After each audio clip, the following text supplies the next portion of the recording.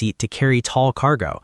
It's genuinely, practically clever in a way that most car buyers only discover after they've bought something else and regretted it. A mountain bike fits without taking the wheel off. A full-sized flat-pack furniture box fits. 2 people and a weekend's worth of camping gear fit with room to spare. People spend $10,000 more on a small crossover to get cargo capacity that a Fit handles without breaking a sweat, just because the crossover is taller and looks more capable. The Fit is more capable, it's just not as tall.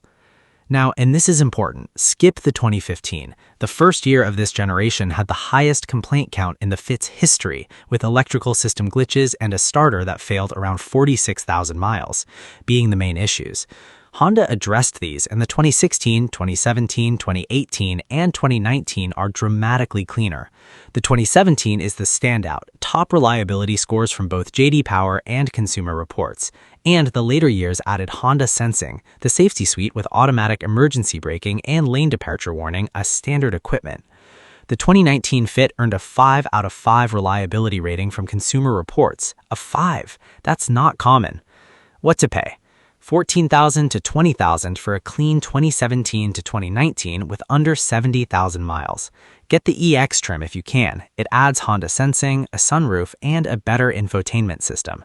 This car will run forever on regular maintenance. It'll park in spaces other cars can't, and it'll make you question why anyone buys a crossover for city driving.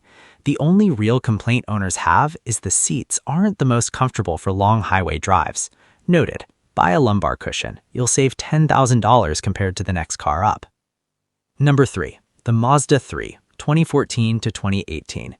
Here's where it gets interesting, because if the Corolla is the safe choice and the Fit is the smart choice, the Mazda 3 is the choice for people who actually want to enjoy driving and still want a car that won't break down. The Mazda 3 introduced Sky Active technology in 2014, a high-compression engine design that extracts more power and better fuel economy from a smaller engine without turbos or complex hybrid systems. The result is a naturally aspirated 2.0 or 2.5-liter four-cylinder that is both efficient and genuinely fun to rev. Mazda tuned the steering and suspension to feel more connected than anything else in this price range. It's not a performance car, but it drives like the engineers actually cared. And the interior. In this generation, Mazda started building interiors that felt a class above the segment. Soft touch materials, a clean, simple layout, an infotainment system with a rotary dial instead of a touchscreen, which actually makes more sense when you're driving.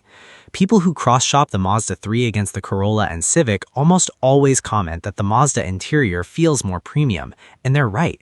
On reliability, RepairPal gives the Mazda 3 a 4 out of 5 and ranks it 9th out of 26 compact cars. The 2014 to 2018 generation had the fewest repair complaints of any Mazda 3 generation, and the 2018 specifically had only 15 complaints on record, the cleanest of the third-gen cars. What issues do show up tend to be minor, some infotainment glitches, the occasional belt tensioner, nothing structural, nothing expensive. One thing to know, the 2010 to 2013 Mazda 3 had clutch and transmission issues that gave some buyers headaches. The 2014 redesign fixed these, so again, 2014 and later only. What to pay? $11,000 to $17,000 for clean examples in the 2014 to 2018 range. The hatchback body style is particularly practical and ages well. Manual gearbox, if you can drive one, it suits the car perfectly and adds longevity through simplicity. The Mazda